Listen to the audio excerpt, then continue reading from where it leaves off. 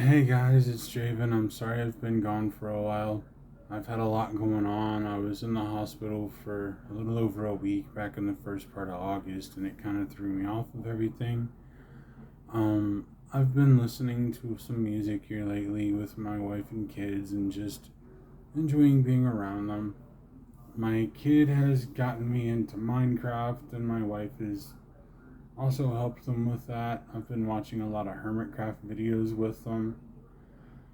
I'm now playing Minecraft on my computer every once in a while. Well, every day, honestly. I'm enjoying learning how to do it, and it gives me something more to do with the kids.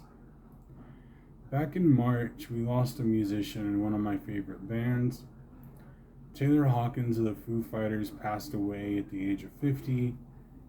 It was honestly probably a drug overdose, but they've never released the official reason. They did find a bunch of drugs and alcohol and stuff in the system, so we all kind of know.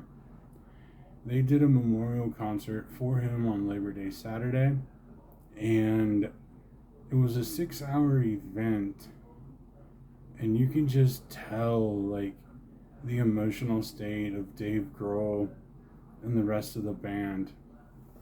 They had an all star cast of musicians and artists come through, and Dave played with just about all of them. So 6 hours of playing in like 80-degree heat or higher in a London stadium with 80,000 people.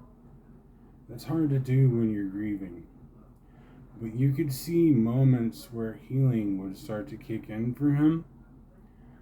Music in general is magic to me. It touches the emotions and dives into an emotional depth that we don't always think of, and yet every time we have certain songs for certain moods. Like, I can't hear certain songs without being sad and thinking of my grandfather or my grandparent, or his wife, my grandma, or granny as I called her growing up, or songs that make me think of my wife, maybe an ex, or some event in my life that a certain song would be attached to. Music in and of itself can be healing. And then when you bring in the community factor of it and everybody being around for a purpose to heal, to grieve together, and then to chart the way forward. The concert for Taylor Hawkins was that. Not only for Dave Grohl, but for the families of the members of the band, other fans that loved him, other musicians, friends that loved him as well. You see moments like that for other musicians, other people. Every local city has had a musician or two that have passed, and they've done tribute shows for them. One that comes to mind on a global scale was the concert for Freddie that Queen held after the passing of Freddie Mercury back in 1992, also held at Wembley Stadium. And again, it's a situation where the music healed the community and the community healed the musicians. You could just kind of tell the energy going back and forth and the mood changing from the community to the musicians and then back. And it was just a majestic experience, even watching it on TV. Toward the end of the set, the Foo Fighters actually performed for about an hour 20, hour 30, hour and a half, and they had guest drummers come through. They had Omar Hakim that played with David Bowie and several other artists. They had Travis Barker from Blink 182 come up. They had Nandi Bushell, a 13-year-old drummer from South Africa that challenged Dave to a drum battle and beat him. She's amazing.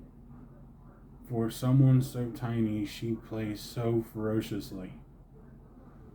And then they also had Taylor's son Shane come up, and he plays with a ferocity and a feralness that even makes his dad seem like a tame drummer. And you could just see the healing and the emotion just pour out of the kid in front of like 85, 90,000 people, still dealing with the loss of his dad. And he went out and gave an amazing performance. You could feel the emotion, the nerves, the despair, the loss come out of him. And partway through the song, Dave does a solo, and he turns and just watches Shane. And you could almost see that connection between the two. They both just start smiling at each other and playing all the harder. The community should be there for times of good and times of sorrow. And in a lot of places it is. We need to find and nurture and build our communities. The YouTube witch community is small and seems to have gone quiet lately. Maybe it's because we're focusing more on ourselves and what is around us. Establishing a local witch community, I don't know. But I know that my life has changed. My focus has changed a little bit. And honestly, like outside of YouTube, things have kind of crept into my life a bit more and more. I'm one of those rare pagans and witches in general that like sports. I watch football. I have 2 college football teams I love watching. I have an NFL team that I really like. I've grown up watching them all my life. I like watching motorsports, F1, NASCAR, IMSA and WEC endurance races, and hockey. Hockey's back in 23 days, and my Lightning go for their 3rd championship in 4 years. I hope they can do it, because now that I'm down in Tampa, it would be an amazing experience. But music and community is still a big thing. Every day when we cook dinner, we'll put Spotify on as we're standing there cooking, singing, or acting stupid. We'll have music on through the meal, be talking to each other, occasionally singing or playing Name That Tune.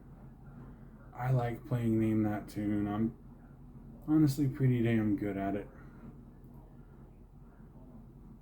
The 2 or 3 things I want to bring up here is that the community is there for so many things. Sometimes we take it for granted. And music. It's directed energy with a focus, a lot of times with a purpose, and it can mean so many things, so many different things to so many people. And witchy people have more to them than just their grimoire, book of shadows, and their halls. And maybe it's time for us to start showing or talking about some of our other interests alongside our craft. So I'm laying a challenge out to the greater YouTube witchy community. Bring up some of your interests. Talk about concerts and events you've gone to, cons, just hobbies that you enjoy. And to the community, the viewer, the friend that will be in the comments or watching this, my challenge is to give people an honest listen if they try to talk about their hobbies and things they do outside of the craft. There's more depth to us than just our grimoire or spells or thoughts on deity work. The deeper we can go, the more we truly express who we are, and the more magical power we gain. I challenge us all to find our power and find ways to grow it within ourselves, our confidence. I'm gonna get off of here because honestly, I need to get back to work after this break. Until next time, guys, spooky season is upon us.